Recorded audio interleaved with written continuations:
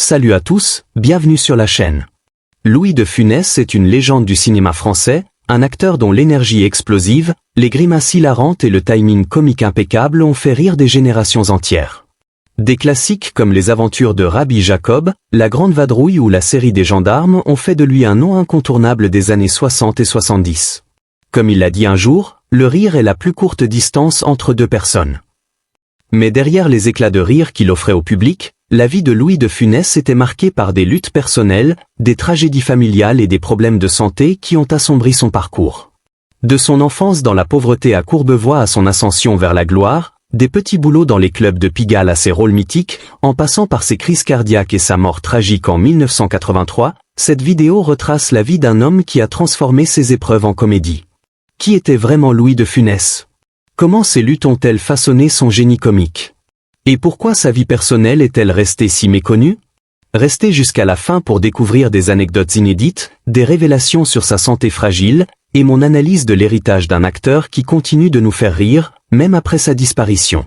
Si vous aimez les histoires de figures iconiques, donnez un gros pouce bleu, abonnez-vous, et activez la cloche pour ne rien manquer.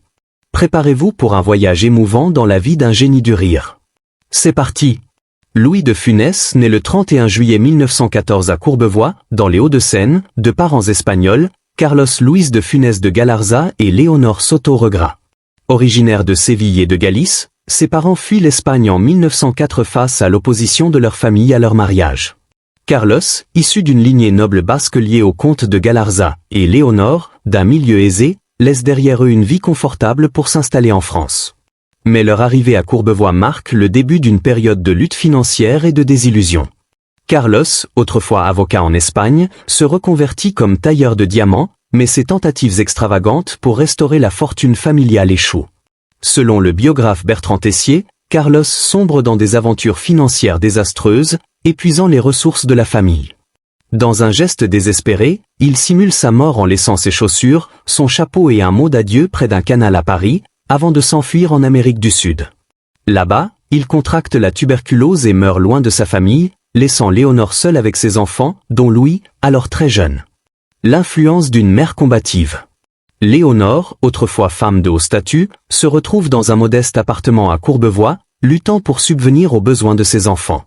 Sa fierté et son tempérament ardent ne suffisent pas à surmonter les difficultés financières. Il n'y avait pas d'aide sociale à l'époque, note Tessier. Léonore devait se battre pour chaque miette. Elle affrontait les commerçants pour obtenir du crédit, des scènes publiques qui embarrassaient profondément le jeune Louis. Le réalisateur Georges Lautner, qui connaissait Léonore, la décrivait comme une femme colérique, criant, tapant du pied, poursuivant les gens dans une rage. Ces traits, ironiquement, deviendront les signatures comiques de Louis dans des films comme Le Gendarme de Saint-Tropez ou L'Avare.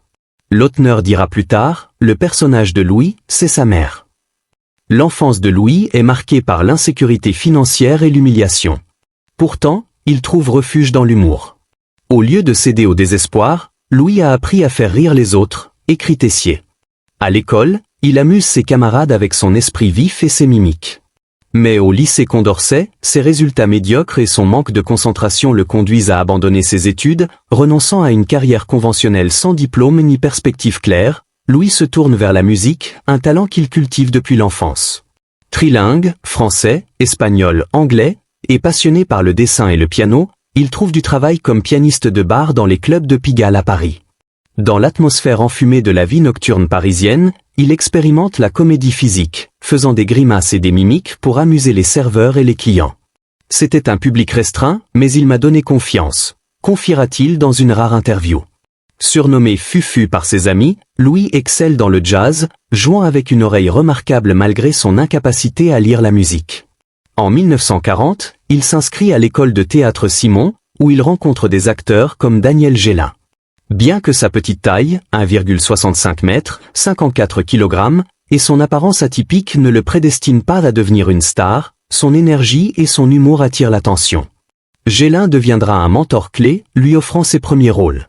Pendant la Seconde Guerre mondiale, Louis est mobilisé en 1939 mais jugé inapte au service actif en raison de sa santé fragile et d'antécédents familiaux de tuberculose. Affecté à des tâches non combattantes, il divertit ses camarades en imitant Maurice Chevalier. En 1940, une suspicion de tuberculose, erronée, le fait réformer. La tragédie frappe lorsque son frère Charles est tué en 1940 lors de l'offensive allemande. Louis devient le tuteur de son neveu orphelin, Édouard, bien qu'il soit lui-même démuni. Sous l'occupation allemande, Louis enchaîne les petits boulots au vitrier, cireur de chaussures, gratteur de sol, tout en jouant du piano la nuit. En 1942, il rencontre Jeanne Barthélemy, secrétaire au Conservatoire international de jazz, qui deviendra sa seconde épouse. En 1944, il échappe de justesse au service du travail obligatoire, STO, grâce à son concierge. Cette période de précarité forge sa détermination à percer dans le spectacle.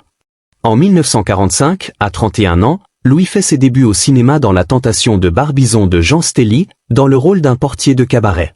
Sa première réplique, eh bien, il en a eu pour son compte aujourd'hui, délivrée avec un timing comique parfait, marque le début de sa carrière. Pendant les années 1940 et 1950, il accumule des rôles mineurs, souvent non crédités, dans des films comme Du Guesclin, 1948, ou les productions de Sacha Guitry. En 1952, il rejoint la troupe des Branquignoles, où il côtoie Jean Marais et Jeanne Moreau, mais reste dans l'ombre. Sa première reconnaissance arrive en 1956 avec La Traversée de Paris, où il incarne Jean Bier, un commerçant lâche mais hilarant. Bien que son temps d'écran soit limité, sa performance impressionne les critiques. En 1957, il décroche son premier rôle principal dans Comme un cheveu sur la soupe, remportant le Grand Prix du Rire. Ni vu, ni connu, 1958, où il joue un braconnier astucieux, consolide son succès. France Dimanche le qualifie des « acteurs le plus drôle de France ». Pourtant, sa carrière stagne brièvement, et il retourne à des rôles secondaires. La véritable percée de Louis arrive au théâtre en 1959 avec Oscar, où sa performance explosive captive Paris. En 1963, Pouic Pouic marque son entrée dans des rôles principaux au cinéma, développant son personnage signature, un homme colérique, gesticulant, pris dans des situations absurdes. Sa collaboration avec Jean Giraud sur la série Le Gendarme, 1964 à 1982, et Fantomas, 1964 à 1967, le propulse au sommet. En 1967, il devient une star du box-office avec La Grande Vadrouille, qui attire 17 millions de spectateurs, un record à l'époque.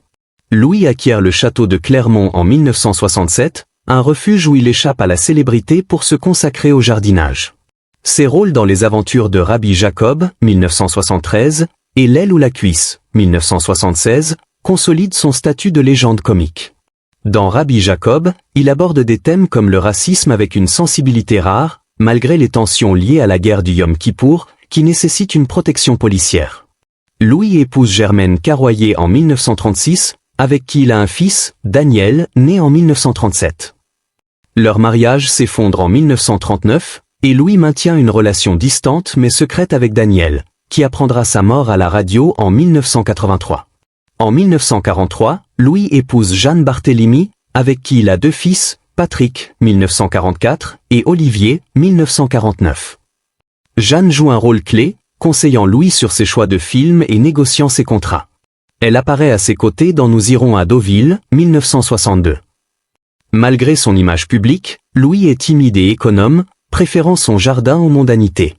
Jean-Jacques Gelot-Blanc, son biographe, note « Il était adoré du public, mais distant en privé ». Des rumeurs de liaison avec Macha Béranger pendant les 13 dernières années de sa vie ajoutent une ombre à son mariage. Bien que Jeanne reste une partenaire fidèle. En 1971, la mort de Bourvil force Gérard Houry à réécrire La Folie des grandeurs avec Yves Montand. Le tournage est un succès, mais Louis, épuisé, prend une pause d'un an. En 1973, Les Aventures de Rabbi Jacob triomphent, mais la pression du théâtre, notamment dans la valse des Toréadors sous la direction de Jean Anouilh, affecte sa santé. Lors de la 200e représentation, il souffre de fatigue extrême et d'hypertension, un avertissement de problèmes cardiaques. En 1974, Louis planifie Le Crocodile, une satire sur les dictatures, mais des symptômes cardiaques l'obligent à se reposer. Le 21 mars 1975, il subit une première crise cardiaque à Paris, suivie d'une seconde, plus grave, 9 jours plus tard. Hospitalisé pendant 2 mois, il adopte un régime strict et réduit ses activités. « J'étais obsédé par les recettes, et soudain, j'ai tourné la page », confiera-t-il. Malgré les conseils médicaux, il reprend le travail avec L'aile ou la cuisse, 1976, sous surveillance médicale. Dans ces dernières années, Louis adapte son style comique, abandonnant les rôles physiques intenses. La Zizanie, 1978, et Le gendarme et les extraterrestres, 1979, montrent un acteur plus mesuré. En 1980, il joue l'avare de Molière, un projet personnel mêlant théâtre et cinéma, mais les critiques sont mitigées. En 1982, Le gendarme et les gendarmettes marque sa dernière performance, empreinte de fatigue. Louis rêve de nouveaux projets, un retour à Oscar, une adaptation de Morticole de Léon Daudet, et des collaborations avec Coluche et Chantal Goya.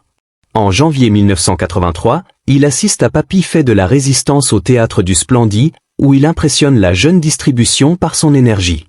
Mais sa santé décline. Après un séjour en montagne, il retourne à Le Cellier, où il subit une crise cardiaque fatale le 27 janvier 1983. Il décède le lendemain à l'hôpital de Nantes, à 68 ans. La mort de Louis de Funès déclenche un deuil national. Le Parisien et Presse Océan titre en une, et des hommages affluent, de Valéry Giscard d'Estaing à Jacques Lang. Plus de 3000 personnes assistent à ses funérailles à l'église Saint-Martin du Cellier, où il est inhumé face à son château. Michel Galabru, en larmes, le décrit comme un frère. Malgré des funérailles privées, l'émotion est universelle. Louis de Funès laisse un héritage monumental. Ses films, vus par des millions, continuent d'amuser grâce à son génie comique. Il a transformé ses luttes en rire, dira Gérard Houry.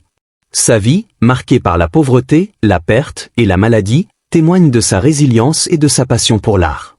Derrière le rire de Louis de Funès se cachait un homme complexe, façonné par une enfance difficile, une carrière laborieuse et des luttes personnelles. De ses débuts comme pianiste à Pigalle à sa consécration comme star du box-office, il a prouvé que le talent et la persévérance peuvent surmonter les obstacles. Sa mort en 1983 a laissé un vide, mais son héritage vit dans chaque éclat de rire qu'il provoque encore aujourd'hui.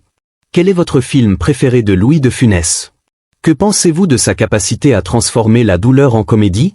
Partagez vos pensées dans les commentaires, et si cette histoire vous a touché, donnez un gros pouce bleu, partagez, et abonnez-vous pour plus de récits sur les légendes du cinéma. Merci de m'avoir suivi, et à très bientôt.